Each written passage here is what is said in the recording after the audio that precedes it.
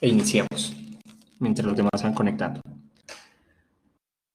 Bueno, Padre, gracias Señor por este tiempo, gracias Señor por este día, aún también por este mes también que está a punto, Señor, de finalizar. Te damos gracias porque tú nos has ayudado, nos has sostenido, nos has protegido, nos has guardado. Te pido para que seas, Señor, tú enseñándonos, Señor, a través de esta porción de la Escritura, y seas, Señor, tú dándonos entendimiento para poder profundizar en ello. Te damos a ti, Señor, el honor, en nombre de Jesús. Amén y amén. Bueno, entonces vamos a iniciar con esta porción.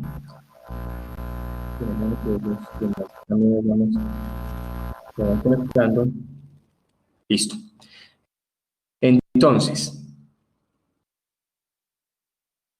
miro que pasó aquí algo raro en el chat. Un momentico, hermano, que es que sucedió algo casi. Listo ya. Ahora sí. Bueno, y así la restauración de Israel. Como estuvimos hablando hace 8 días, esta porción de la restauración de Israel y más de estos versículos hacia abajo, ha dado para mucho debate, ¿sí? Mucho se ha debatido con respecto a estos versículos, más que todo con respecto al final de los tiempos. Si la totalidad del pueblo judío se va a convertir al Señor o solamente al Señor lo van a recibir una parte de los judíos. Entonces el debate siempre ha estado con respecto a eso. De hecho, también dentro de la Reforma sí ha dado ese debate y muchos, por ejemplo, muchos puritanos también creyeron en un avivamiento final de judíos, otros no. Entonces, tanto posiciones, tanto de Reforma como carismático, como pentecostales, están esas dos posturas. Entonces vamos a estudiarla y vamos a ir profundizando con respecto a esto. Entonces dice así, Pablo decía con respecto a esto, dice, porque no quiero, hermanos, que ignoréis este misterio, para que no seáis arrogantes en cuanto a vosotros mismos, que ha acontecido a Israel endurecimiento en parte, hasta que haya entrado la plenitud de los gentiles. Y luego todo Israel será salvo, como está escrito, vendrá de Sion el libertador, que apartará de Jacob la impiedad. Hace 8 días, con el grupo que estaba, les mostré como un árbol, que era más que todo la posición de la teología pactual. Yo les he explicado bastante con respecto a la parte que, no, lo he dicho muchas veces, no vamos al extremo de la teología del cambio, ni tampoco vamos al extremo del dispensacionalismo, sino que creemos que Dios está formando un solo pueblo de judíos y gentiles. Entonces, este versículo como tal, el versículo 26, este versículo 26 sí ha sido un versículo muy polémico a lo largo de los años, porque muchos dicen, esto quiere decir que al final va a existir un avivamiento de judíos que se van a convertir. Por ejemplo, Sugel Michelén tiene una predicación con respecto a este versículo, y cuando dice, y luego todo Israel será salvo, este Israel está hablando del Israel espiritual, que está hablando tanto de judíos como de gentiles. De acuerdo a lo que hablamos hace 8 días, Pablo estaba diciendo que podía existir una arrogancia por el lado de los judíos al creer que solamente la salvación dependía si se convertían en judíos, y podría existir otra arrogancia por causa de los gentiles a creer que ahora ellos son los elegidos y que Dios aborrecía a los judíos. Ninguna de esas dos posiciones son correctas. Lo que sí se deja claro es que Dios ha, digamos de alguna forma, ha humillado la arrogancia tanto de judíos como de gentiles para dar a entender que Dios salva al aquel que tiene misericordia de él. Entonces dice que esto es un misterio. Sabemos que el misterio del cual habla el Evangelio es el misterio que ahora el pueblo de Dios está conformando por judíos y gentiles, y ese misterio lleva a que ni los gentiles ni los judíos pueden vivir una vida arrogante. Entonces dice acá que vendrá de Sion el libertador, que apartará de Jacob la impiedad. Entonces vamos a leer los comentarios acá. Dice Calvino, dice, demuestran el objeto de su intención reprimir la presunción de los paganos para que no se enorgullezcan sobre los judíos. Primero Pablo habló sobre el orgullo que podían tener los judíos, ahora Pablo habla sobre el orgullo que pueden tener los gentiles. Como acabamos de decir, ninguna de las dos posiciones son correctas. Esta advertencia era muy necesaria ante el temor que la rebeldía de ese pueblo pudiera turbar a los más débiles, los cuales podrían ver en él la perdición de todos.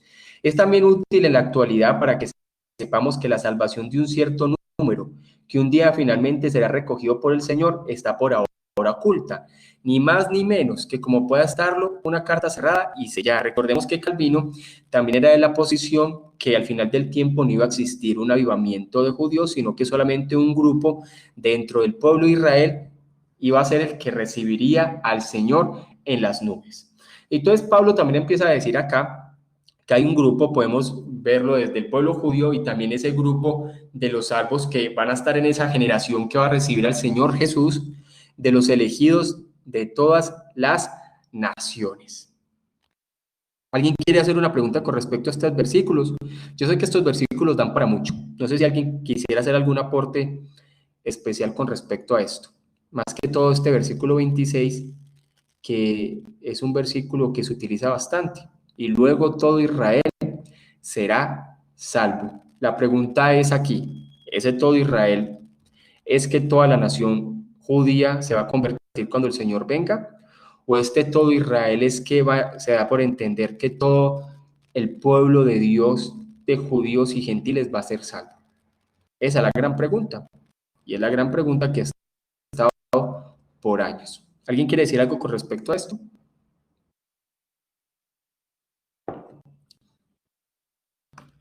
Ninguno, listo. Entonces vamos avanzando a medida que vamos hablando sobre este tema. Igual este tema sí que lo hemos machacado, hemos hablado desde diferentes puntos.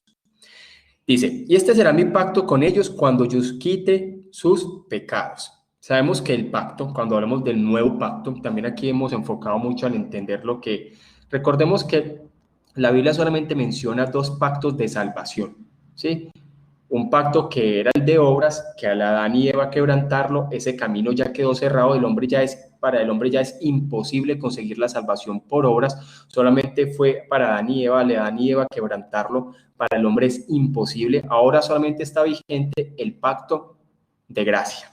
El pacto de gracia se predicaba desde el Antiguo Testamento y era muy claro el decir que era Dios quien cambiaría nuestro corazón, ¿sí? Cambiaría nuestra mente, que mejor dicho, cambiaría también nuestra forma de pensar, y en ese pacto en el cual Dios quitaría nuestros pecados, algo que para el hombre es imposible hacerlo por su propia fuerza. Entonces dice, si este será mi pacto con ellos cuando yo quite sus pecados. Así que en cuanto al evangelio son enemigos por causa de vosotros. ¿Quiénes son los enemigos? Los judíos. ¿Por qué son enemigos? Porque ahora al ver que los gentiles se están convirtiendo por mayoría, los judíos creían que eso no era correcto, porque ellos tendrían que convertir en judíos. Dice, pero en cuanto a la elección, son amados por causa de los padres. Este versículo es complejo. Investigando a entender sobre esto, es porque recordemos que cuando hablamos acerca de la ilustración de los olivos, estuvimos dando a entender que las raíces se centraban mucho al hablar de Abraham, Isaac y Jacob. Abraham, Isaac y Jacob fueron hombres que andaron en piedad, o sea, hombres que andaron obedientemente ante su Señor, porque sabemos que Dios obró en ellos a través de su gracia. Por tal motivo, de ese pueblo, de esa descendencia de Abraham, descendencia física, todavía sigue Dios salvando personas. Quiere decir que hay un grupo que es enemigo y se opone al evangelio, pero aquellos aún dentro de los judíos que son salvos son personas que van a estar de acuerdo con el evangelio. Y ahí es donde debemos nosotros centrarnos. Y aquí es donde debemos entender estos 2 pactos, ¿cierto? El pacto de obras y el pacto de gracia, o si nos centramos más que todo también en el Sinaí, o sea, vivir para la ley. Para el hombre era imposible vivir para la ley. Todas las personas que han sido salvas desde Génesis 3:15 en adelante por medio del pacto de gracia lo han hecho por creer, pero porque ese creer lo proporciona Dios. La fe es un don de Dios. Y entonces aquí es donde debemos entender que, como lo hemos visto muchas veces en Romanos, y Pablo lo ha dejado claro, es aquel que Dios le da la capacidad para que crea. ¿Sí? ¿Alguien quiere decir algo? Dice, en cuanto a la elección, ellos son amados. Los mismos judíos que una vez habían sido enemigos del evangelio, se han vuelto amigos, amados de Dios y compañeros creyentes. Este gran cambio tuvo una causa en el hecho de que estos antiguos enemigos habían sido destinados por Dios en su decreto eterno a ser amigos. Entonces, mira, va muy de acuerdo con esto que hemos hablado del pacto.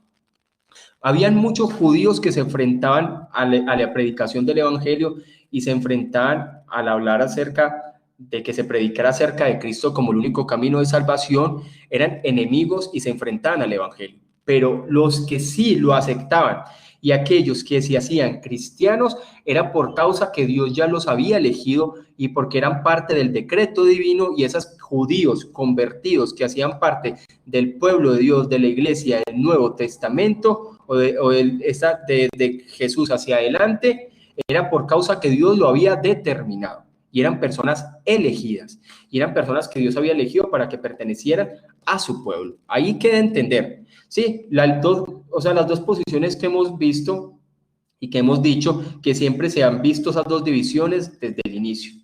Los hijos de Dios y los hijos del diablo, ¿sí? Podemos decir el pacto de Sión y el pacto de Sinaí. Recordemos que también se habla sobre eso y se da a entender también, por ejemplo, en Hebreos se deja muy claro esa diferencia entre los dos pactos. Y recordemos, hay muchas personas que van a intentar buscar la salvación por sus obras y es un camino a la perdición, pero aquellos que encuentran la salvación por medio de Cristo Jesús, porque fue una decisión soberana de Dios, son los que van a ser salvos. Gustavo. Buenas noches, pastor. Una pregunta. Ese pacto es el que citaba el profeta Jeremías en Jeremías 31, 33 al 34. Dice así, pero este es el pacto que haré con la casa de Israel. Después de aquellos días, dice Jehová, daré mi ley en su mente y la escribiré en su corazón. Y yo seré a ellos por Dios y ellos me serán por pueblo. Sí. Ajá, así es. Ese es el único pacto o el único camino de salvación que ha existido. ¿Sí? Recordemos que en el Antiguo Testamento, a pesar de que muchos de ellos también se salvaron por medio de creer, ¿cierto? Fueron justificados por medio de la fe, porque no existe otro camino, para ellos estaba oculto, ¿cierto? No había un entendimiento claro hasta que vino el Nuevo Testamento, ¿cierto? Hasta que vino, mejor dicho, Jesús, el cual vino y pactó formalmente este nuevo pacto. Es donde hay más claridad de lo que es este nuevo pacto, donde sabemos que es por medio del obrar del Espíritu Santo y es por medio de la regeneración, que sabemos que solamente es posible para aquellas personas que Dios ha elegido. Por eso la importancia de entender la diferencia entre el pacto de obras y el pacto de gracia, y también entender pues lo que también era que se habla del antiguo pacto y el nuevo pacto, o hablar de la ley, ¿cierto?, que se dio en el Sinaí, ¿sí?, y hablar del nuevo pacto. Esa es la gran diferencia. ¿Por qué la reforma? De hecho, la reforma se llama reforma, es más que todo basado en el entendimiento de la teología pactual, ¿cierto? De hecho, la reforma, cuando uno entiende la palabra por medio del entendimiento de los pactos, uno tiene una mayor comprensión del plan de redención. Por eso la importancia de estudiarlo. Ya lo he dicho muchas veces, ¿sí? De hecho, la reforma va muy de acuerdo con la teología pactual. Sí, o sea, de la mano. O sea, de hecho, reformados es porque es el entendimiento de que Dios estableció sus pactos, y uno ve la reforma y los puritanos se centraron mucho en el entendimiento de los pactos. Y de acuerdo como yo entienda eso, voy a comprender la palabra. Por eso yo también les he repetido mucho esa frase de Spurgeon que dice que aquel que aprenda a diferenciar el pacto de gracia, ¿cierto? Y aprenda a diferenciar entre la gracia y la ley, ¿cierto? Es una persona que ha dominado la teología, porque muchos de los errores que cometen hoy en día es por causa de no diferenciar tanto la gracia y la ley, o no diferenciar entre el pacto de obras y el pacto de gracia, ¿cierto? O diferenciar entre la ley y la gracia. Dice, entonces mire que hablando de acuerdo a lo que preguntó Gustavo, va muy de acuerdo con esto que viene aquí adelante, versículo 29 y 30. Dice, porque irrevocables son los dones y el llamamiento de Dios. Todo lo que Dios da, porque un don es algo que se da porque no lo merecemos, son irrevocables. No es que por don o por gracia a mí se me dio la salvación y entonces ya la perdí, que eso es lo que creen los arminianos. Por eso es que siempre, por lo general, la postura dentro de la reforma era que se oponían a las doctrinas arminianas, ¿sí? Lo que Dios ha dado es irrevocable y el llamamiento de Dios también es irrevocable. Lo que Dios llamó no lo va a dejar a medias.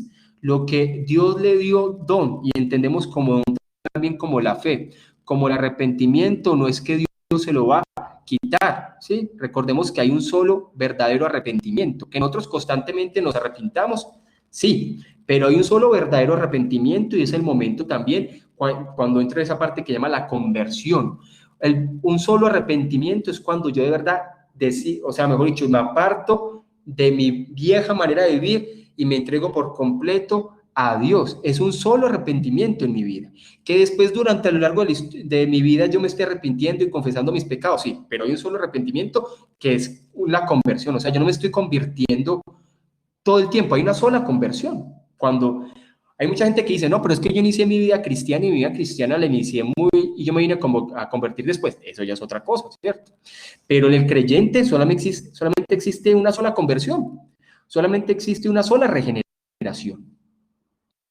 Que sí de pronto hay momentos donde hay creyentes que viven momentos muy complicados en su vida, donde se apartan y donde tienen que arrepentir. Claro, uno tiene que estar arrepintiendo todo el tiempo, pero hay una sola conversión. ¿Listo? Entonces, porque irrevocables son los dones y el llamamiento de Dios.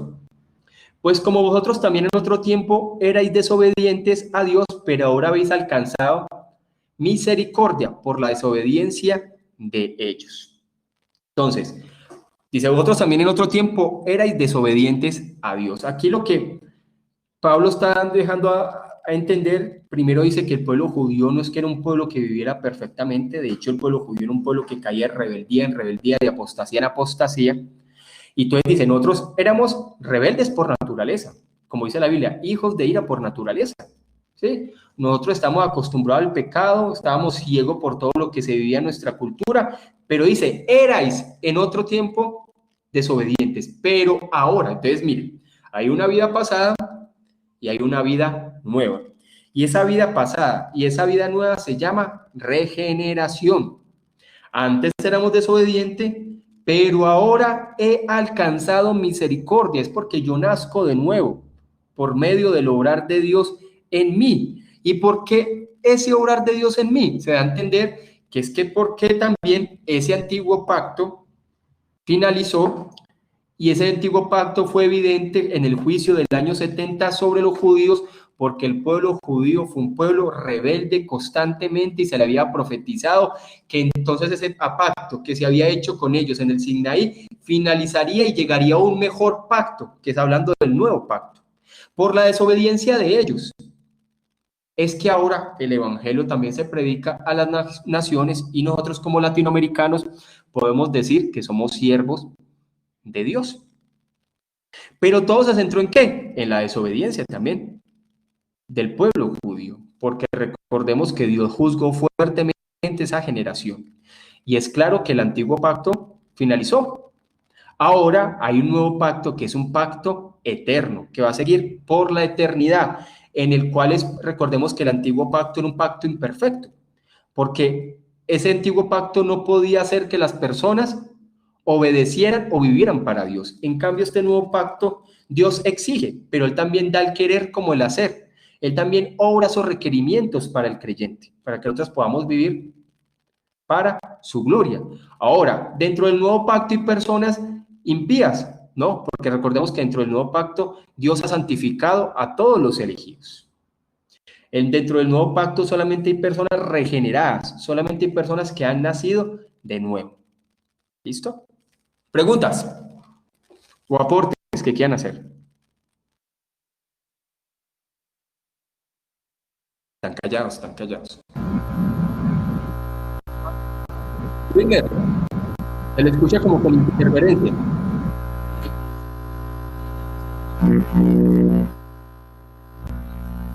No, Wilmer, se le escucha ahí como, no le escucho. Le escucha como bien como, yo creo que le toca como arreglar un poquitico el micrófono porque se le escucha un poquito con interferencia. Carlos, buenas noches. Listo, entonces hablemos con Jorge mientras Wilmer trata de organizar ahí el micrófono. Jorge. Carlos, no, bueno, buenas noches, hermano, buenas noches, Pastor Carlos. Espero que se encuentren muy bien. No, también ese versículo que habla de irrevocables son los dones, también creo que lo toman para el tema de los dones, pero espirituales. No sé si lo están malinterpretando. Yo he visto como alguna postura por ahí que toma eso como con el tema del cesacionismo y el continuismo. Entonces, como ahí dice que irrevocables son los dones, entonces tratan de acomodar este texto de Romanos a los dones espirituales, sobre el tema de que todavía la profecía,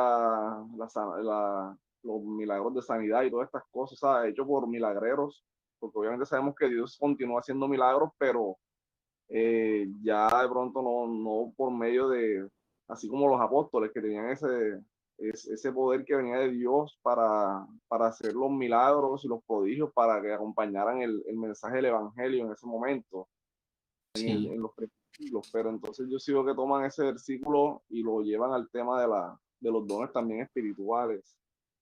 No sé si usted lo ha visto por ahí.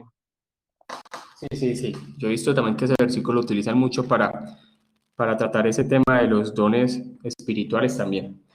Y también, por ejemplo, miren pues este versículo como lo malinterpreta también, por ejemplo, un pastor que ha cometido los errores de todo el mundo, del cual debería dejar su pastorado, llegan y dicen, no, porque irrevocable es el llamado. O sea, ese versículo también lo utilizan para cualquier tipo, o sea, un pastor que ha sido desacreditado, y entonces dice, no, porque es que el llamado lo hace Dios, y entonces por tal motivo yo debo continuar con mi llamado. Entonces, este es un versículo también que lo tergiversan hasta ese punto. ¿Sí? Es muy común ver ese versículo, como dice Jorge, para entender que hay personas que deberían de apartarse del ministerio y por causa de este versículo mal interpretado, lo siguen usando. ¿Sí? Entonces, por eso es que hay muchos pastores recasados, hay muchos pastores que han caído en escándalos y otra vez siguen con sus iglesias, pastores que han caído en severos escándalos de todo tipo y todavía continúan ahí porque para ellos el llamamiento lo hace es Dios y nadie se lo quita. ¿Sí? Entonces, sigamos acá. Obviamente hay que entender, claro, Dios hace el llamado, pero también sabemos que la persona tiene que honrar el llamado que Dios le ha hecho. Y hay que entender que, así como ha hecho por gracia los ministros de Dios, sabemos que Dios también los va a guardar por su gracia. Sí, así. Lo que sigue ahora, que ellos han sido rebeldes por la misericordia hecha de los paganos, es algo muy duro y extraño. Aunque no cierre ningún absurdo, porque San Pablo al hablar así no quiere expresar la causa de esta ceguera, sino afirmar solamente que Dios ha transferido a los paganos lo que le quitó a los judíos. Muchos podrían pensar eso. Ahora Dios rechazó a los judíos, ahora nosotros tenemos la salvación. No, ya hablamos de esos dos extremos que no está bien. Dice, más para que los paganos no creyesen haber obtenido por el mérito de su fe lo que los judíos perdieron por su incredulidad, se habla aquí únicamente de la misericordia. Ahora, los paganos o los gentiles se podrían creer más que los judíos. Es que ahora nosotros somos mejores que los judíos. No, Pablo es claro, es por misericordia. Dios tiene misericordia de nosotros. Nosotros no hemos hecho ningún mérito. No teníamos cómo hacerlo. Éramos incapaces de salvarnos a nosotros mismos. El resumen es el siguiente. Por el hecho de haber tenido Dios misericordia de los paganos, por eso los judíos han sido privados de la luz de la fe. O sea, dando a entender Calvino que muchos de ellos, de los judíos, estaban ciegos. Estaban, mejor dicho, como un velo en su rostro, a pesar de que leían y leían la palabra del Antiguo Testamento, no entendían. Por eso siempre hablamos que en el Antiguo Testamento hay muchas cosas que están en sombras, están ocultas, es como si tuvieran un velo, hasta que llega nuestro Señor Jesús, que es la revelación completa, y el Nuevo Testamento, todas las cosas son mucho más claras. Por tal motivo, para entender también el Antiguo Testamento, debe ser una interpretación cristocéntrica, también basándome también de lo que está en el Nuevo Testamento. Porque si no, sabemos que en el Antiguo Testamento muchas cosas están ocultas, están como en sombras, están como en tipologías, pero todas apuntan a Cristo. Dice 31-32. Así también estos ahora han sido desobedientes, hablando de los judíos, para que por la misericordia, Pablo vuelve a decir, no es porque ustedes tengan mérito, o porque ustedes sean mejores que los judíos, o porque ustedes sean más santos que los judíos, porque es claro que aquí Todos son desobedientes, tanto judíos como gentiles. No hay nadie que tenga algún mérito. Solamente es por la misericordia de Dios que Él da misericordia a quien Él quiere y a quien Él le plazca, según su soberana voluntad. Ellos también alcanzan misericordia. Entonces Pablo está diciendo, como nosotros los gentiles y nosotros los que estamos aquí reunidos hemos alcanzado misericordia, Dios también va a ser misericordioso a lo largo de la historia también con algunos judíos. Y mira el versículo 32 queda muy de acuerdo con lo que nosotros hemos hablado, porque Dios sujetó a todos en desobediencia para tener misericordia de todos. Sabemos, y lo hemos dicho, que si Dios no hubiera salvado a nadie, igualmente seguiría siendo justo, porque todos merecemos el infierno, todos. Hoy en día están saliendo teólogos liberales que dicen que no, que el infierno es algo tan aterrador, que un Dios de tanto amor no estaría pensando en un infierno, no, ante al revés. Un Dios santo da por lógica un infierno eterno para todo aquel que lo desobedezca. Pero están apareciendo teologías que están en contra del infierno aún dentro de la reforma, porque como se está suavizando todo y todo se va suavizando, entonces hay que tener cuidado con eso. O sea, Dios sujetó a todos en desobediencia, porque solamente Él tendría misericordia de aquellos que Él quisiera. Porque si nosotros decimos, no, es que Dios sujetó a todos en desobediencia también para tener misericordia de todos, estaría en contra de otros versículos de la Biblia, porque no todos van a ser salvos. Sabemos que hay otros versículos que dicen que Dios tiene misericordia de quien Él quiera tener misericordia, y es el compadece de quien Él se quiera compadecer. Pero sí es claro, es que todos, judíos y gentiles, somos pecadores. Como una frase que coloqué yo ayer, las personas que están en el infierno merecen estar en el infierno, y las personas que van para el cielo no merecen estar en el cielo. Lo primero es justicia, lo segundo es gracia. Sí merecemos estar en el infierno, no obstante no nos merecemos el cielo, pero por gracia Dios nos ha concedido ir directamente al cielo, y es todo su obrar aquí en el planeta Tierra. Por eso el nuevo nacimiento, y vamos avanzando. ¿Listo? ¿Alguien quiere decir algo más?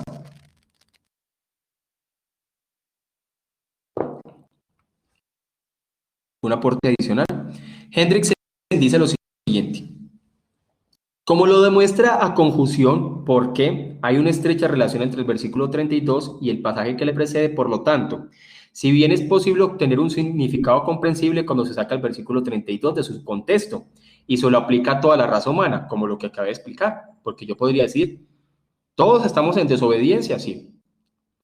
Pero entonces decir, ahora Dios tiene misericordia de todos. Hay que analizar ese versículo con otros versículos, porque es muy claro al decir, y en diferentes partes de la Biblia, que no todos van a ser salvos. Si creemos que todos tienen posibilidad de salvación, eso sería universalismo, que también es muy común en la actualidad. Dice, probablemente sea mejor pensar que este versículo es aplicable a la plenitud de los gentiles y a todo Israel.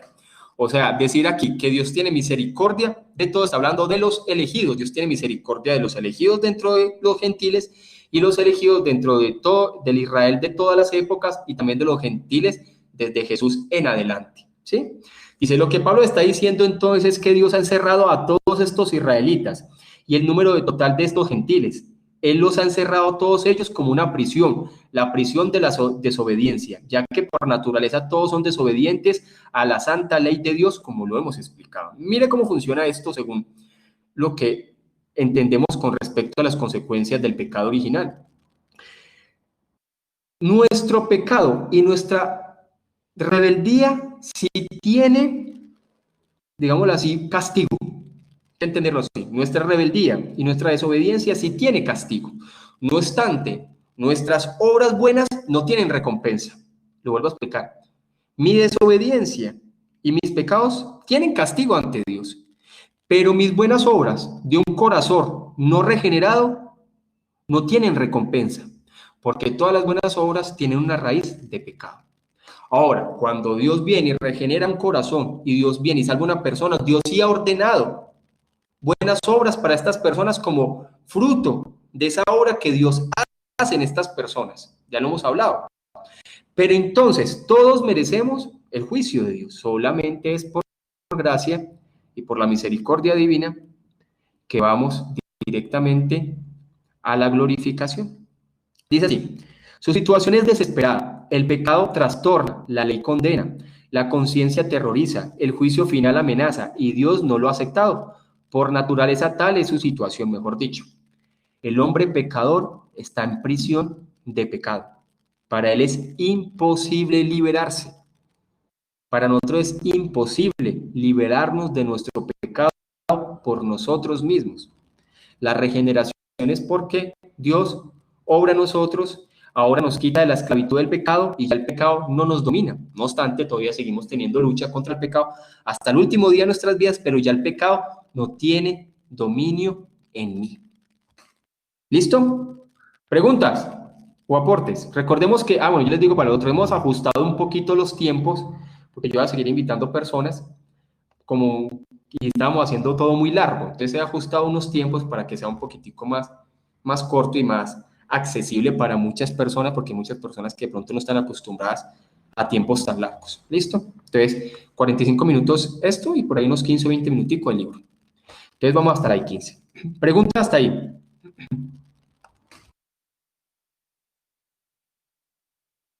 O aportes. Listo. Entonces, mire, Pablo, ¿cómo termina esta porción? Al entender el plan de salvación y el plan de redención de Dios, que a veces es tan asombroso, que a veces nos cuesta entender, que a veces quedamos como muy perplejos y la pregunta sería ¿por qué Dios nos ha elegido? Es una pregunta que uno se dice.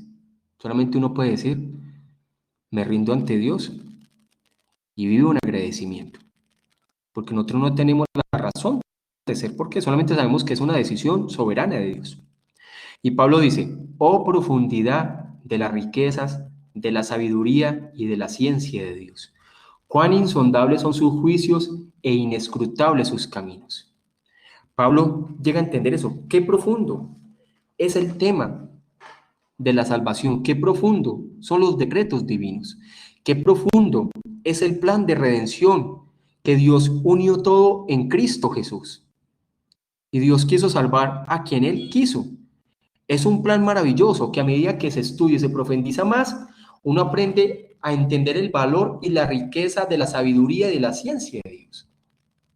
Y Pablo dice, porque ¿quién entendió la mente del Señor? ¿O quién fue su consejero? Como dando a entender lo siguiente, como dando a entender Pablo lo siguiente, yo como ser humano pensaría otro método que a mi parecer sería mejor. Yo podría pensar, Señor, pero ¿por qué hace así? Esta persona está mejor, es mejor salvar a esta que a aquella, esta persona es muy, muy mala, ¿por qué sigues tratando con ella? Y no entendemos que nuestro corazón todavía tiene pecado en sí, ¿sí?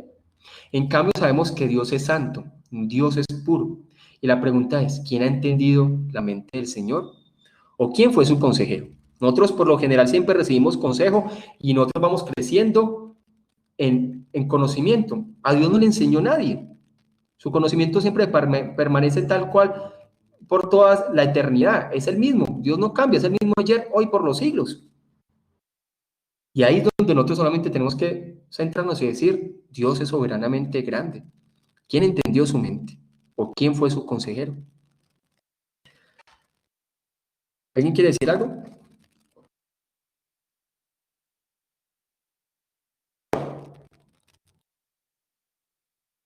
Dice, porque el apóstol, después de haber disertado y tratado este asunto por la palabra y el Espíritu del Señor, porque Pablo ya viene de hablar bastante sobre el tema de la elección dentro de los judíos y la elección también dentro de los gentiles, dice, finalmente sintiéndose vencido y anonadado ante la altura y la profundidad de este misterio, no puede hacer otra cosa que asombrarse y gritar diciendo que estas riquezas de la sabiduría de Dios son tan profundas que nuestra razón no puede penetrar en ellas y comprenderlas. Por eso es que hay muchas personas que no están de acuerdo con la predestinación, no la comprenden, no la entienden y es como un dulce que no son capaces de aceptar. Las personas creen que son capaces de ganarse la salvación por ellos mismos y que ellos son mejores que otros y que tienen ciertas habilidades y que ellos eligieron por Dios. Eso sigue siendo obras, porque dentro del arminianismo también hay obras. Pero entender que toda la salvación depende de Dios, que es lo más lógico que está en la palabra, la gente no la acepta. Pero es la sabiduría de Dios. Oh, qué profundo es la sabiduría y el conocimiento de Dios. Dice, cuando tengamos que penetrar en los asuntos concernientes a los consejos eternos de Dios, procuremos sujetar la brida a nuestra mente y nuestra lengua, que cuando hayamos hablado sobriamente y sin salirnos de los límites de la palabra de Dios, sea nuestra conclusión prorrumpir en admiración y asombro. Y así debe ser nosotros al ver la obra maravillosa de Dios, su plan redentor. Solamente maravillarnos y asombrarnos. Aportes, hermano. Ya estos van a ser los últimos 2 versículos que vamos a leer. ¿Quién quiere decir algo con respecto a esto que acabamos de hablar?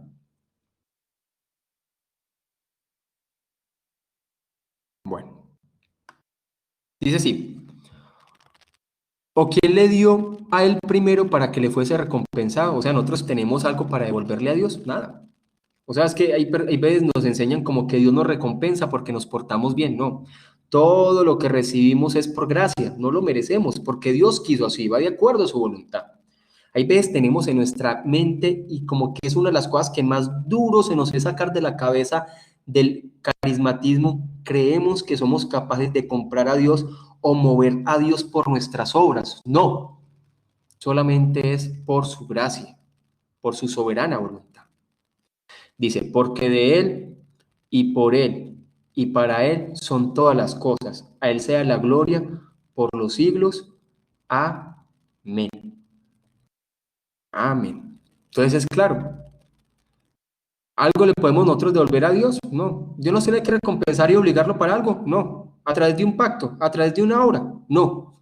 Porque todas las cosas son para Él y por Él. Porque para siempre todo lo que se ha creado y todo lo que se hace es para su gloria. Y finalizamos con este comentario, este estudio de esta porción. Dice así. Todos hemos conocido personas a las que con razón consideramos sabias y conocedoras, pero no siempre han sido sabias. Hubo un tiempo en que carecían de sabiduría y de conocimiento. Entonces, ¿cómo obtuvieron estas cualidades? Al menos hasta cierto punto, haciendo buen uso de los consejos e informaciones recibidas de sus padres, maestros y amigos. Pero Dios nunca tuvo, ni necesitó un consejero a quien pudiera o tuviera que pedir ayuda.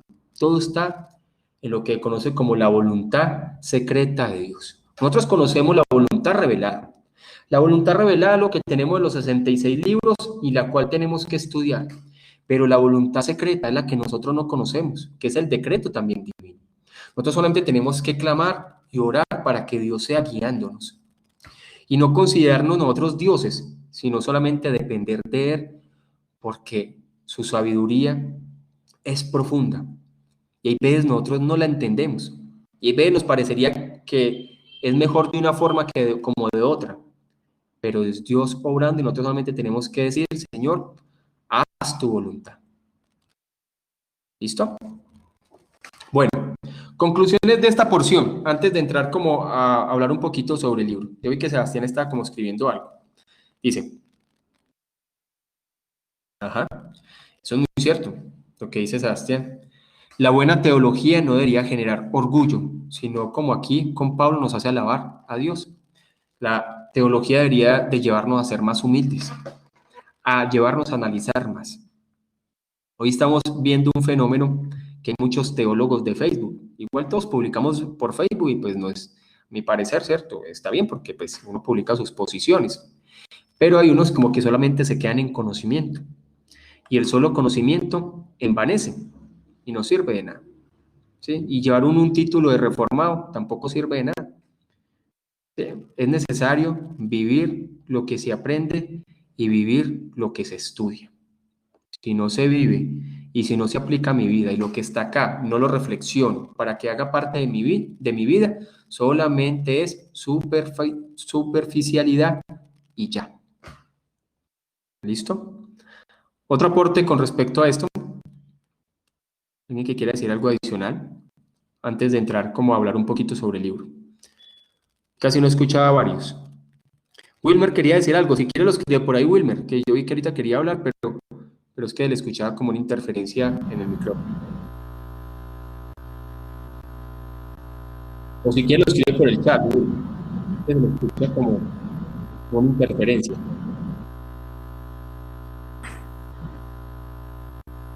Bueno. Marco, mientras Wilmer, si quiere Wilmer lo escribe por el chat, es que no le escuchamos. Saludos a todos, pastor, buenas noches. En el versículo 36 es interesante porque de él dice que vendría siendo que Dios es la fuente, ¿verdad? Porque de él mana y por él, entonces entendería que es el sustentador también y vendría siendo el objetivo, dice, porque y para él son todas las cosas. O sea que todo el mérito encerrado en un círculo es él nada más, él es el centro de toda la gloria, que Pablo creo yo que encierra ahí, ¿verdad? O sea, no hay ningún mérito en el hombre, sino todo es de Dios, la fuente, el sustentador y el objetivo. Esa es la diferencia entre predicadores. Un predicador bíblico siempre va a llevar a exaltar a Dios y a humillar al hombre. Un predicador que tiene un sentido bíblico tergiversado va a llevar a exaltar al hombre y a bajar a Dios. Ahí está la diferencia de varios predicadores. Un predicador que todo el tiempo está hablando del hombre, centrado en el hombre, centrado en el hombre, y pareciera como que Dios hace lo que el hombre quiera, es un estilo tergiversado de la palabra. Lo que dice es muy cierto, siempre nuestros mensajes tienen que llevar a que se vea la gloria y se vea la majestad de Dios. Muy cierto, Marco. ¿Alguien más? Sebas. Hermano, buenas noches. Buenas noches, hermano. Bueno, ya voy a aprovechar a Sebastián, a los que están aquí. Recordemos que yo voy a empezar a hacer como unas capacitaciones por diferentes lugares, como de lo que es de cristiano carismático, cristiano reformado. En estos días estuve con de Bolivia y profundizamos sobre varios temas, ¿cierto? O sea, Sebas estuvo ahí con varias personas, Sí. entonces también, ¿cierto? Estuvimos un buen tiempo. ¿Qué tal estuvo todo ese tema, Sebas? Sí, estuvo muy edificante, hermanos, especialmente creo que, bueno, con las personas igual, chicos, amigos que tengo acá, que les ha gustado más ha sido el tema de la teología reformada y es la parte que más les ha llamado la atención acá en Bolivia. Está muy bien, sí. Entonces, hace 8 días estuve el día sábado con algunos jóvenes de Bolivia, de Santa Cruz, ahí unos de La Paz y unos de Potosí, uno de Potosí. Estuvimos ahí. Entonces, en estos, al final del otro mes voy a estar con unos jóvenes de Colombia, ¿cierto? Y también, bueno, jóvenes, no de todo tipo, ¿cierto? Y también de México, y para que también puedan estar ahí. Listo. Ahora sí, Sebas, ¿qué iba a decir con respecto a eso? Solo, o sea, bueno, un aspecto que me parece resaltante igual en cierta forma del calvinismo, ¿no? Como ahorita estaba comentando usted que realmente a veces para nosotros es bien difícil entender a veces las doctrinas de la gracia. Y especialmente en un libro leía que es difícil porque también apartamos la bendición de lo que realmente significa. Y si apartamos esa bendición, no podemos entender como tal las doctrinas de la gracia. Y como lo se hace toda la teología, más bien nos debería llevar a alabar a Dios. Y ahora igual uno de los grados que yo veo de deficiencia en nuestras iglesias, especialmente en el ámbito de la alabanza, porque en el 30 dice porque él, porque de él y por él y para él y son todas las cosas. Pero si fuera una alabanza a veces moderna es porque yo me siento hermoso con Dios y yo me siento tan bien, tan lindo y él es mi amigo especial y cosas así, pero perdemos el foco de la alabanza. Cuando nosotros con todo lo que estamos, con la predicación, con la exposición de la palabra, en las alabanzas lo que deberíamos expresar es eso, ¿no? Porque de Él y por Él y para Él, y darle solamente la gloria a Él y quitar nuestro intento de satisfacernos con la alabanza a nosotros mismos y más bien exaltarle solamente a Él y darle la gloria solamente a Él. Así es, eso es muy cierto, muy cierto. Siempre nos debemos centrar es en Dios. ¿cierto? Por eso que se exalte a Dios y el hombre que humillado. Listo. Muchas gracias, Cian. Vamos a hablar un poquito sobre el tema del libro. Ya entramos como en el último capítulo de ese libro. Y ese último capítulo se centra en los no alcanzados, ¿cierto? Después del hablar de David Platt de muchos temas con respecto a las personas que desde muchas áreas como el evangelio debe influenciar, ¿cierto? Se finaliza con el tema de los no alcanzados. Y entonces él lanzaba una pregunta, esa pregunta pues en este tema, bueno, yo les comento, en estos días estoy reflexionando mucho como la iglesia en tiempos de pandemia, o sea, ese tema lo he estado reflexionando mucho, ¿cierto? De muchos aspectos con respecto a cómo sería la iglesia, por ejemplo, en este momento que casi vamos a estar mucho más tiempo, ¿no? O sea, esto va a durar mucho tiempo. ¿Qué debemos hacer la iglesia en medio de la pandemia, ¿cierto? Entonces, aquí colocaba una pregunta y él mismo colocó esto. Dice, elegimos comodidad en lugar de la cruz. Entonces yo digo que yo estaba pensando con respecto a esto, que no hay que dejar de proclamar el evangelio, ¿cierto? No solamente virtualmente, gracias a Dios por eso, sino también presencialmente. Hay que hacerlo. Y yo he visto como que ya veníamos con un evangelio suavizado alrededor del mundo, estoy hablando en general, y el evangelio suavizado estaba produciendo que las personas no tuvieran casi valor por la iglesia local, un evangelio muy cómodo, pero yo digo que algo sí ha afectado este fenómeno virtual, y hay algo que ha afectado, ¿cierto? O sea, yo veo que ahora no están viendo a la iglesia, o mejor dicho, están viendo a la iglesia como no esencial. Entonces las personas consideran que esencial es ir a mercar, esencial es ir a un banco, pero no ven a la iglesia como esencial. Mejor dicho, la iglesia ya pasó a una segunda categoría. Como dicen los de la izquierda, la iglesia es un lugar no esencial. Y a mí ese tema, ¿cierto? Imagino que deben de existir muchas posiciones, pero estoy aquí, ¿cierto? Mi pregunta es, ¿la iglesia es esencial o no esencial? O sea, congregarme con los hermanos es tan esencial, o sea, son cosas que yo he estado reflexionando. Congregarme con la iglesia es tan esencial como yo buscar comida, como yo ir a trabajar, o congregarme como la iglesia es de segunda categoría. Pues se queda la pregunta, ¿cierto? Entonces yo digo, elegimos la comodidad en lugar de la cruz. Dice, seguiremos, por ejemplo, uno ve a las personas de la iglesia primitiva que estaban dispuestas a todo, ¿cierto? Cualquier oposición que se presentaban, estaban dispuestas a predicar por todos lados. Entonces vemos que hoy sí hay disposición solamente cuando estamos cómodos o también estamos dispuestos a servir a Dios cuando hay incomodidad. ¿Cierto? Leyendo ese capítulo esta tarde, también me hacía muchas preguntas con respecto a eso. O sea, estamos en un tiempo donde el evangelio se volvió tan cómodo que solamente servimos a Dios cuando hay comodidad. Pero cuando hay incomodidad y cuando las cosas no están cómodas, ya no servimos a Dios igual. Entonces, en ocasiones decimos, por ejemplo, como el Señor que le dijo a Jesús, Señor, te seguiré a donde quiera que vayas. La pregunta es, ¿qué tan real son esas palabras? ¿Son solamente emocionalismos? ¿Solamente servimos a Dios cuando las cosas están bien, cómodas? O también cuando las cosas no están cómodas.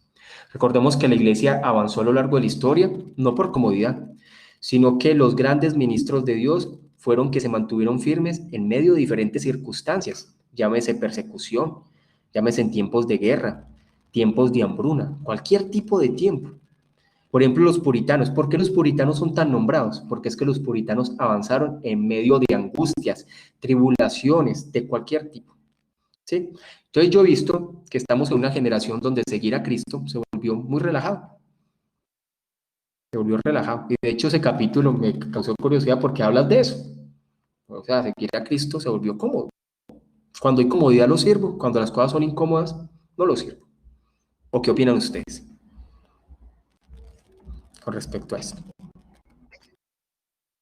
Florencia. Hola, buenas noches. Sí, yo también estaba pensando justamente en eso. Hace poquito leí en una noticia que hablaba sobre la persecución a los cristianos, particularmente en China, que había sido arrestado un pastor por hacer un culto online y se le condenó con 9 años de prisión. Y yo me puse a pensar, ¿no? Acá en Uruguay, una vez un preso, un señor me dijo que él o sea, él no me contó, pero yo sabía eso, que él había asesinado a la señora y le habían dado 12 años de prisión. Y a ese pastor que está en China ahora le dieron 9 años de prisión por hacer algo que nosotros hacemos acá libremente. Entonces a mí me parece que tenemos que aprovechar la libertad que nosotros tenemos hoy en día, la libertad de poder expresarnos y la libertad de poder comunicarles a las otras personas, más allá de que las otras personas nos digan que no les agrada o que no les gusta el mensaje, bueno, entonces en ese caso, bueno, chau, nos vamos y predicamos a otra persona. Pero tenemos que aprovechar esa libertad que tenemos para, para poder comunicar el mensaje del Evangelio y llegar a la mayor cantidad de personas posible. Y, y tratar de llegar a la mayor cantidad de personas posible, tratando de llegarles, o sea, porque a veces uno se centra en ciertos grupos de personas, pero es que tenemos que llegarles a todos. Entonces es necesario conocer a las otras personas, saber cómo piensan y tratar de llegar, o sea, a diferentes grupos de personas. Y iba a decir algo más, pero se me pasó, pero en ese caso sí, o sea, yo quisiera enfatizar en eso, que el Sí. autor también se hacía algunas preguntas y eso sobre el tema de si realmente estamos decididos, si tenemos esa misión o si tenemos nuestro corazón indeciso o está resuelto a hacer ese desafío, digamos, ¿no? Florencia, pero yo, cierto que en Uruguay yo creo que es el país de Latinoamérica donde están las cosas más calmadas por la pandemia. Yo creo que todo está como más Ay, controlado. sí, está todo, sí, bueno, somos Ya poquitos está, nosotros, ¿no? ya Somos 3 millones. abrieron vuelos y todo. Sí, nosotros somos 3 millones y hay, por ejemplo, acá en mi departamento donde estoy solamente hay 2 infectados. Y por departamento son 6, 7, 2, así. Y en Montevideo, que es la capital, son casi 200, pero más que eso no. Sí, sí, está corto. Gracias a Dios. Sí. Ah, listo, listo. No sé si alguien más quiere realizar un aporte sobre este tema. Entonces, recordemos que nosotros debemos es obedecer a Dios. Siempre se debe proclamar el Evangelio. Nuestra misión central como cristianos es proclamar el Evangelio y seguir a Dios. Recordemos que una polémica que se está viviendo en este tiempo es de acuerdo a cómo interpretamos ese versículo. ¿Servimos al César o servimos a Dios? ¿Cierto? Ese versículo también es bueno entenderlo, ¿cierto? Igual, como le digo, yo soy de los que estoy como en ese punto intermedio, ¿sí? Pero es necesario como analizar todos estos puntos, analizar por qué debemos. Entonces, la iglesia va a estar encerrada un año, ¿cierto? O sea, vamos a estar virtual todo el tiempo. Y yo he notado, ¿cierto? Pues no solamente con la congregación que yo dirijo, sino a nivel general, que pareciera que la virtualidad ha relajado más a la gente. ¿Sí? O sea, la gente está más relajada. O sea, que les gustó así. Entonces, o sea, si antes había comodidad, ahora estamos en una super comodidad. Y este relajo ha llevado a una relajación mucho mayor. Entonces, yo digo que, o sea, que Dios nos ayude, nos dé sabiduría, nos guíe, pero son temas que, como le digo, estoy en un proceso de meditación de esos puntos y hay que seguir evangelizando, no hay que parar la proclamación del evangelio, hay que seguir orando, hay que seguir siempre predicando el evangelio, atraer más personas, aprovechar este tiempo también que muchas personas que están buscando de Dios. Entonces, no sé, ¿alguien más quiere dar un aporte con respecto a este tema de la proclamación del evangelio, de los no alcanzados? Si elegimos comodidad en lugar de la cruz, ¿qué elegimos? ¿Comodidad en lugar de la cruz? Es la gran pregunta. ¿Sí? Recordemos que la vida cristiana a lo largo de la historia siempre ha sido de abnegación y nosotros estamos en una generación muy cómoda, solamente que sucedió esto y nos incomodó. De verdad estamos incómodos, o sea, uno se pregunta y uno ya mira cómo es que uno se va a reunir, uno ya ni sabe cómo se va a hacer si ya todo es limitado. Entonces la pregunta es eso. ¿Alguien más quiere decir algo? A ver, aportes con respecto a este tema. Florencia, ¿quería decir algo más? No, solamente iba a comentar que con relación a llegar a todo, ¿no? Que me puse a pensar ahora hace como un tiempo, un muchacho que era de otra religión, practicaba lo que nosotros decimos brujería, ¿no? Pero yo pude hablar con él del Evangelio porque, o sea, porque vi que la religión de él era un sincretismo religioso del cristianismo. Entonces tenían algunas cosas, digamos, en común. Y estaba presente un católico en ese momento, entonces como que también se pudo hablar y a mí me parece que es sumamente importante conocer también de otras religiones y de otras culturas y saber qué puntos en común tienen con el cristianismo. También yo sé que no es, que nosotros sabemos cuál es el verdadero camino y cómo es el tema, pero hay personas que a veces no conocen, pero sabían que tenían algún punto en común y o a veces ni siquiera la religión de ellos conocen, ni siquiera la historia de ellos. Entonces hay que tratar de saber y de conocer. Y otra cosa también que a mí hace poco me llamó poderosamente la atención, el tema de, bueno, acá en Uruguay como que hay mucha onda por esto del tema de la legalización de la marihuana y todo eso que es acá, como que yo no sé, en otro país de Latinoamérica también hay algunos que también Un poquito se ha legalizado eso. Sí. Sí,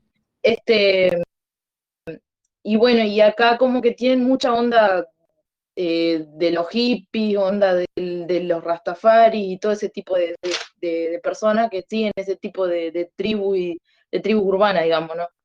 No sé cómo se les llama eso, pero es importante conocer también la historia de esas personas porque también tienen historia y puntos en común con la gente cristiana, más allá de que hay aberraciones que practican, digo, hay cosas que se puede sacar de ahí y relacionarlo. Digo en el caso, por ejemplo, de los Rastafari, porque sabemos que los Rastafari tienen una cultura, una herencia cristiana en Etiopía. Digo, más allá, y Una Etiopía por la parte de Salomón. Sí, digo, entonces, digo que hay que tratar de llegar a todas las personas, o sea, a todos los grupos humanos. Y digo, y tratar de no acobardarse ahora que tenemos la libertad, porque en otros países no se da eso. Sí, No no. hay esa libertad. Sí. Y recordemos también, por ejemplo, Pablo. Pablo cuando llegó a un lugar y vio un templo que decía al Dios no conocido, Pablo se entró ahí para predicar el evangelio. También intentamos los misioneros cuando primero conocían una tribu, se adentraban con ellos y vivían sus costumbres, y cuando ciertas costumbres eran muy semejantes al evangelio, se centraban por ahí. No sé si han visto la película, que no me acuerdo, como El hijo de algo, ¿cierto? Ellos tenían, dentro de la tribu tenían una cultura que para tener, me parece que se llama el hijo de paz, para tener paz entre ellos, el hijo del principal sería enviado a la otra tribu como si fuera parte de la otra tribu para tener paz entre ellos, y desde ahí ese misionero se centró para hablar de que eso que ellos hacían se parecía mucho a lo que el padre hizo con su hijo. Y es muy cierto, hay ciertas cosas, eso sí, tiene que ser una persona muy preparada en la palabra para poder hacer esas distinciones. Dice Sebastián: ahora en la iglesia se espera que solo los más capacitados trabajen, mientras que los otros cristianos solo viven del domingo. Sí, hay que motivar a las personas que no solamente sean domingueras, ¿cierto? Eso sí es una motivación constante. Bueno, un aporte adicional para orar. ¿Alguien más quiere decir algo adicional con respecto a este tema final que estamos hablando de esto último? Y casi no escuché a Gustavo Castaño, casi no lo escuché hablar hoy, que siempre hace sus aportes. Gracias. Buenas noches, buenas noches. No, la verdad ¿Usted tiene que decir con respecto a esto último que di? Carlos, hablando específicamente de lo que ha estado meditando con respecto a la iglesia. Sí, sí.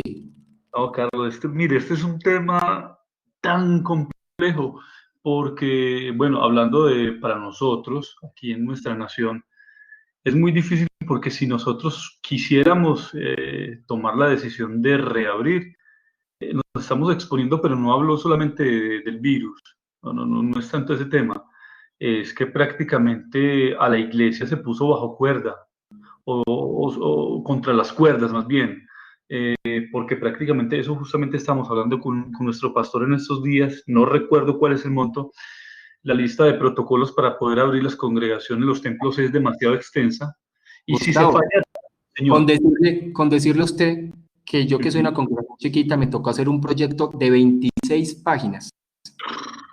Imagínense. Pues Carlos, mire, 26 páginas, lo terminé en el... hay un punto que es demasiado, yo no sé si decir gracioso o serio, no sé cómo es, pero uno de los puntos del protocolo dice que se exige que las personas inmediatamente salen del templo o del lugar de congregación, deben salir directamente para sus casas. Y entonces, ¿cómo controla la autoridad o el pastor, cómo controla eso? Pues eso se sale de sus manos.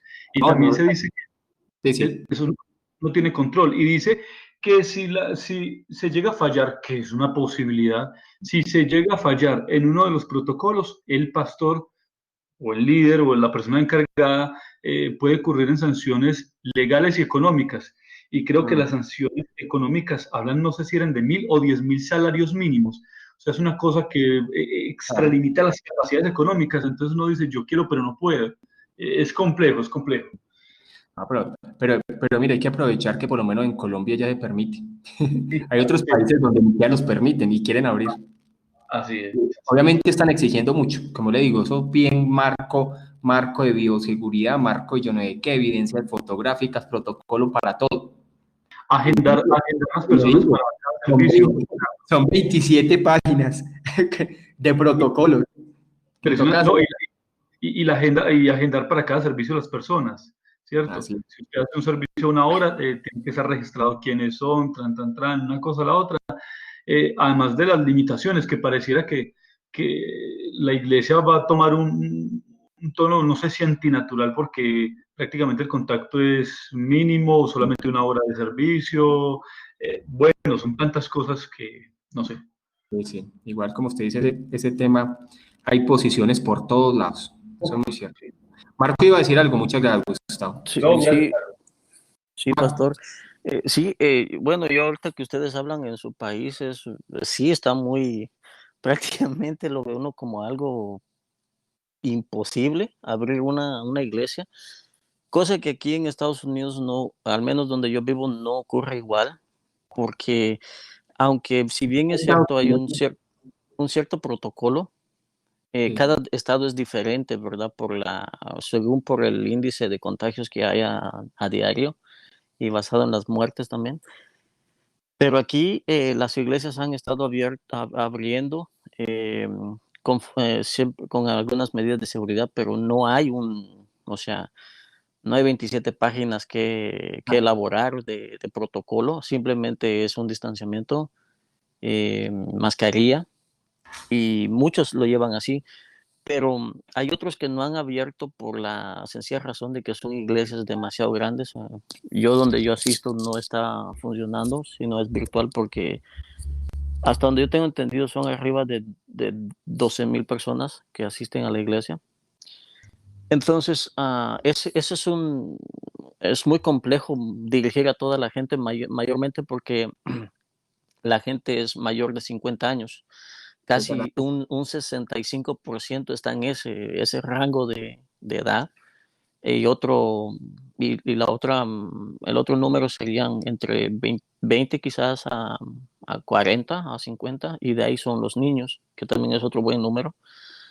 Pero eh, es interesante porque aquí usted puede ir a un supermercado y no hay más que usar máscara como restricción en el momento en el que usted está ahí. No hay restricción de ponerse guantes, eso queda a criterio personal. Básicamente es eso. Usted puede pagar en efectivo o en tarjeta, como usted desee, pero los gimnasios están funcionando así, los restaurantes están funcionando así, los supermercados funcionan así, los centros comerciales funcionan así. Yo veo como que meramente se ha convertido más que todo en un ataque a la iglesia. Se abre todo menos las iglesias. Exacto, ese es el tema que está circulando a partir de que MacArthur abrió su iglesia el domingo pasado, si no estoy mal, ¿verdad? Todos como que reaccionaron, unos a favor, otros en contra, pero en fin, como decía alguien, ¿verdad? Los resultados los vamos a ver en unos ciertos semanas quizás, ¿verdad? Si fue bien o no fue bien, unos lo alaban, otros no le dan mérito, pero en realidad creo yo que el mayor ataque ha sido en contra de la iglesia, que sinceramente no han dejado abrir de una manera ya normal, por lo menos. Y es muy crítico porque hay gente que tiene la capacidad de hacer ¿cómo se llama? Un servicio virtual, otros no, porque por diferentes causas. Y parece que algunos están como entrando en una conformidad. La Ese, gente ya, hay sí, gente que se aburre de las cosas virtuales también. exacto. Entonces, lo que están acudiendo ahora es a Facebook, ¿verdad? Miran un texto ahí que les dice, bueno, el Señor, peor con esos de la prosperidad, ¿no? El Señor te dice que todo esto va a pasar y empiezan a... eso como que relaja más a la gente y ya no están entendiendo el evangelio desde su fuente, ¿no? Como lo hacían los pastores que predicaban texto a texto, como hubiese sido, pero siempre centrado y confrontando el pecado y llamando a la comunión de los santos. Eso está afectando de una manera también que puede llevarnos a nosotros a prácticamente a ya no, a olvidarnos de la comunión entre los santos. Sí, que Dios nos ayude, que Dios nos ayude, porque es que, por ejemplo, aquí en Colombia llevamos para 5 meses, o sea, 5 meses sin abrir una congregación, 5 meses, eso es mucho tiempo, demasiado tiempo. Yo creo que en otros países es menos, pero es que aquí en Colombia llevamos para 5 meses, y eso se ha abierto todo. En estos días yo estuve por el centro, es más, yo me sentí todo a comer ahí, y esa cafetería estaba repleta. Yo creo que aquí el transporte por todos lados está repleto, pero las iglesias sí, bueno. Igual aquí también se permiten abrir iglesias, solamente que toca poco a poco. Listo, vamos a orar. Vamos a orar. Muchas gracias, hermanos, por esos aportes. Esos temas también son necesarios. Por ejemplo, Gustavo dice, sin contar la provisión de niños y mayores de 60 años. Y esa también es la otra. Los niños, imagínense, ¿cuándo vamos a podernos volver a reunir con los niños? O con las personas adultas también. Ese también es el otro. Iglesias sin niños, iglesias sin personas adultas, que también son un número grande. O sea, es una gran porción de la congregación. ¿Sí? Por ejemplo, el hermanito Juan Goyeneche dice que Gracia Redentora era el domingo pasado, sí, la iglesia ahí en Bogotá, y de hecho que en Bogotá también tiene prohibiciones de las prohibiciones.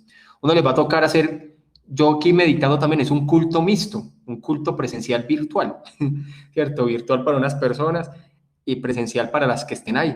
Así es como yo he visto que varias iglesias lo están haciendo, presencial, virtual, ¿cierto? Gracia Redentora, sí, Gracia Redentora es el de que la hermana...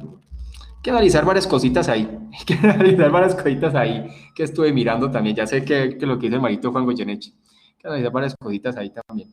Porque imagínense si yo también pensabas que hacer 2 reuniones y tocas que, como nosotros nos vamos a empezar a reunir en un hotel, toca un espacio de reunión a reunión, 2 horas, porque tienen que hacer una aspersión ahí por el salón wifi.